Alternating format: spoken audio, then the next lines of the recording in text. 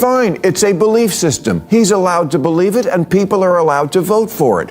But if liberals deny it, like he's just going through a goth phase, they're going to lose more elections. This is not a communist country. It turned one of Latin America's richest countries into one of its poorest. Low wages, high inflation, shortages, outages, 8 million people fleeing.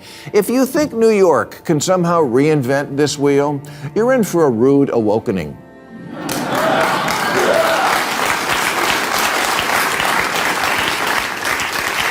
Zoran can't make your wishes come true. You're thinking of Zoltar. It's finally happening. Bill Maher says he knows the real reason why the Democratic Party's strategy keeps failing. Right now, there's a lot of controversy surrounding ICE. You might expect the Democratic Party's public image to improve during this time, but instead, their support is dropping quickly. Many people are wondering why this is happening. Maher says he believes he knows the real reason, and he says the answer might surprise you. So if you want direct and unfiltered political commentary, stay tuned as we break it down and get into the main issue. Let me tell you about the story that liberal algorithms locked out. Her name is Sia Weaver, and if you ask anyone in the blue sky bubble who that is, they'll look at you like a turkey looking up at the rain.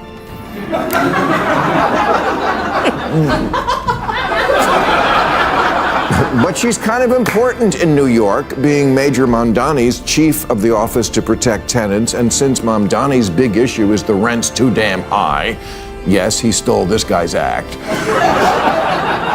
It's a very key appointment in the most important city in the country, which is also our financial center. It matters that the mayor stands by, and so I assume stands with, someone who says things like, if you don't believe in the government's sacred right to seize private property, it's over. Seize private property. Home ownership is racist. Elect more communists. Maher begins by talking about what he sees as the Democratic Party moving too far to the left. He says this is more than just strong campaign language. He believes some of the party's messaging is being seen by voters as leaning towards socialism. Some people disagree with that idea. They argue that certain outspoken politicians do not represent the entire Democratic Party. They say it's unfair to judge the whole party based on a few individuals. But Maher says that misses the bigger point. He explains that New York City is not just any city trying new political ideas.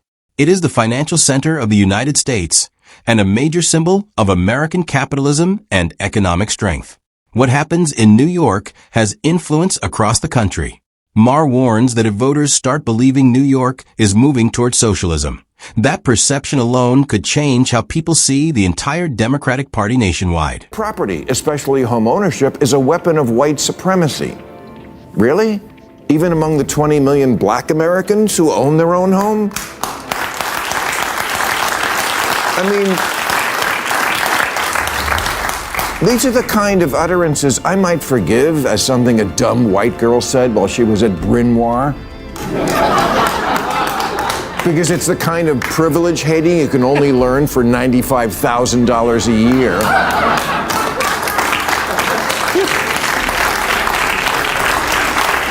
But these are statements made as an adult. Yes, for co-eds from elite private colleges, you're only a lesbian until graduation, but the communism lasts a lifetime. Maher continues by saying that the Democratic strategy is falling apart for one major reason. He believes many Americans strongly react against anything that sounds like communism.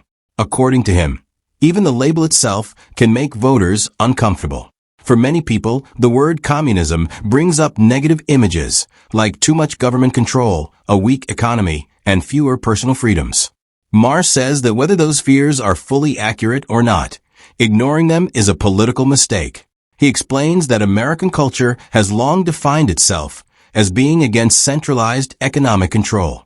During the Cold War, communism was presented as America's main enemy. Many generations grew up hearing that message. So when political language today sounds even slightly similar to those ideas, it can create fear or concern. Maher argues that simply dismissing those concerns as ignorance only makes the divide worse.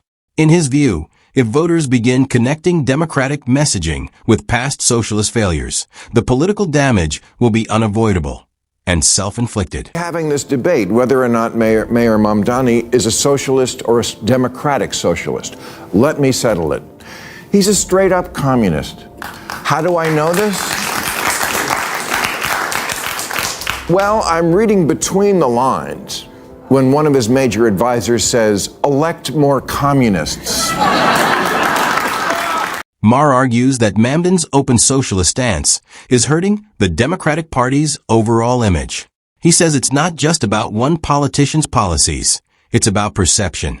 When a well-known figure supports ideas labeled as socialist or communist, opponents use that to paint the entire party with the same label. Maher says that can be politically costly. He also points out something surprising. Even many millennials aren't automatically convinced. Younger voters are often seen as progressive, but they're also practical about money. They care about jobs, inflation, business growth, and long-term opportunities. If policies seem too extreme or risky, support can drop fast. Maher's main point is clear.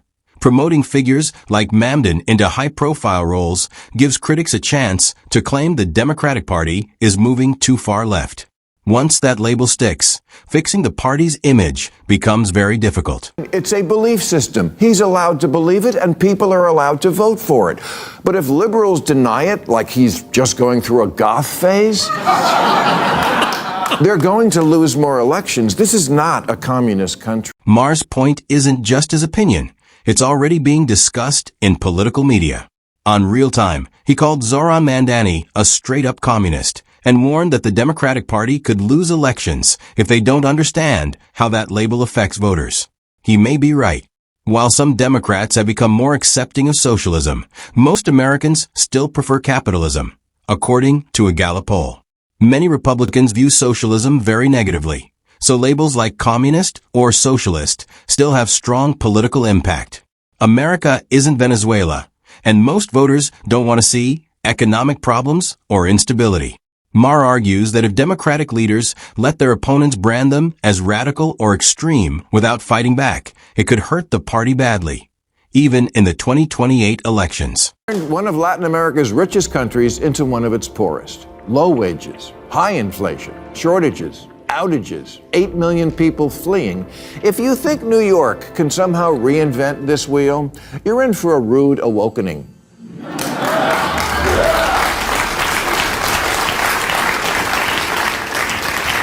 Zohran can't make your wishes come true. Maher uses Venezuela as a warning about the risks of policies that lean too far toward socialism. Venezuela was once one of the richest countries in Latin America, but over the past decade it has faced a severe economic collapse. Today, its total GDP is about $120 billion, tiny compared to the United States, whose GDP is nearly $29 trillion, about 240 times bigger. That difference matters. The U.S. economy drives jobs, innovation, and global leadership.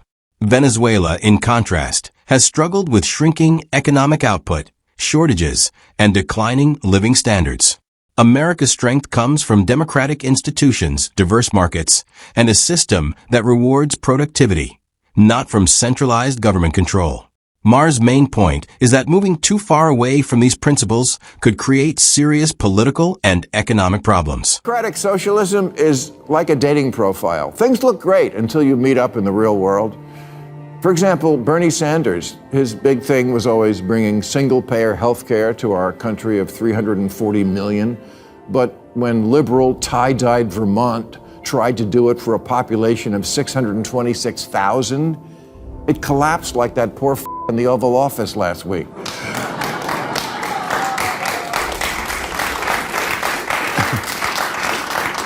Bernie, AOC, Mamdani are not Democrats. They'll be the first to tell you that. They're democratic socialists, and that's a very different thing, and I don't think people know that yet. Maher compares democratic socialism to a dating profile. It looks great on paper, but reality can be very different. For example, Bernie Sanders has long promoted single-payer health care for all 340 million Americans. But when Vermont, his home state with only 626,000 people, tried a similar system, it failed. Maher also points out that Bernie, AOC, and Mandani are not traditional Democrats. They openly call themselves Democratic Socialists, which is very different from mainstream Democratic policies. And he believes most people don't fully understand that distinction yet. I don't think people realize we already have a lot of socialism. Social Security, Medicare, Medicaid, unemployment insurance, food stamps, veterans benefits, Pell Grants, COVID-era payments, farm subsidies, disability payments, Fannie Mae, Freddie Mac, corporate bailouts, and the jobs program that is building weapons the Pentagon doesn't even want. All that is socialism, much of it appropriate to soften the edges of capitalism. But the DSA are radicals about this concept, and radical economic policy is always ineluctably married to radical social policy. Their platform, for example, calls for completely open borders. They're for what Biden was doing, but more. Maher says he's just speaking the truth as he sees it. He believes politicians like Mandani, AOC, and Bernie Sanders don't fit the traditional Democratic Party mold. Instead, they use the Democratic label while promoting a more ideological agenda that doesn't always match the party's mainstream principles. And that brings us to the end of today's video. If you enjoyed it, hit the like button and subscribe for more videos like this.